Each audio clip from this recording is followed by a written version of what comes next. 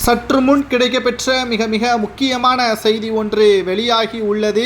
திராவிட முன்னேற்ற கழகத்தின் முன்னாள் அமைச்சர் செந்தில் பாலாஜியின் தம்பி அசோக்குமார் உடல்நிலை குறைவின் காரணமாக அமெரிக்காவில் உள்ள மருத்துவமனையில் அனுமதிக்க வேண்டி நீதிமன்றத்தின் அனுமதி ஒன்றை கேட்டுள்ளார். இதனால் செந்தில் பாலாஜியின் வழக்கறிஞர் கோரிய மனுவை நீதிபதி தள்ளுபடி செய்ததும் குறிப்பிடத்தக்கது. கிட்டத்தட்ட 1.5 ஆண்டுகளாக அசோக்குமார் தலைமறைவாக இருந்ததும் அசோக்குமார் அவர்கள் காவல்துறை அதிகாரிகளுக்கும் அமலாக்கத்துறை அதிகாரிகளுக்கும் நீதிமன்றத்திற்கும் மிகப்பெரிய தொந்தரவை கொடுத்ததன் காரணமாகவும் தற்பொழுது ஜாமீனில் அசோக்குமார் இருக்கிறார். ஆனால் உடல்நிலை குறைவின் காரணமாக மருத்துவமனையில் அனுமதிக்க வேண்டி நீதிமன்றத்தில் முறையிட்டது சரிதான்.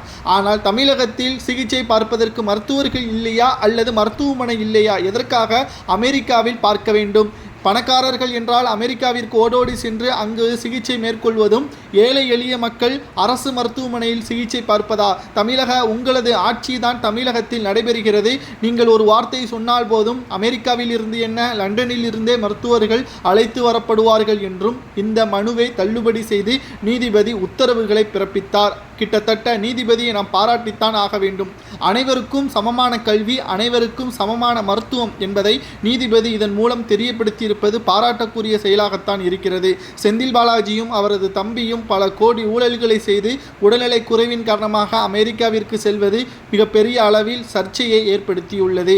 தமிழகத்தில் சிறப்பான மருத்துவர்கள் இல்லையா அல்லது சிகிச்சை பெறுவதற்கு உங்களுக்கு விருப்பம் இல்லையா என்ற கேள்வியும் ஏற்கனவே அதிமுகவின் ஆட்சியின் பொழுது சட்டவிரோத பண பரிவர்த்தனையில் அசோக்குமார் தான் அக்யூஸ்ட் நம்பர் 1 என்ற குற்றச்சாட்டையும் நீதிபதிகளிடம் அமலாக்கத்துறை வழக்கறிஞர் கூறியுள்ளார். அவர் அமெரிக்காவிற்கு சென்றால் நாங்கள் இதுவரை அனைத்து ஆவணங்களையும் சேகரித்தது மிக மோசமான முறையில் வீணாகிவிடும், அவர் அமெரிக்காவிலேயே செட்டிலாகி விடுவார் என்பதையும் நீதிபதியிடம் அமலாக்கத்துறை வழக்கறிஞர் கூறியிருக்கிறார். இதனால் செந்தில் பாலாஜியின் தம்பி அசோக்குமார் அவர்களது கதை முடிவதாகத்தான் நம்மால் பார்க்க முடிகிறது. ஏனென்றால் நீதிமன்றம் அசோக்குமாரை புறக்கணித்து விட்டது, அவரது மனுவையும் தள்ளுபடி செய்யப்பட்டு விட்டது. தேவை என்றால் அவர் சென்னையிலோ அல்லது தமிழகத்திலோ அல்லது இந்தியாவிலோ ஏதேனும் ஒரு மருத்துவமனையில் சிகிச்சை மேற்கொள்ளட்டும், அதற்கான அனுமதியை நாங்கள் தருகிறோம் என்பதையும் நீதிமன்றம் தெரிவித்துள்ளது.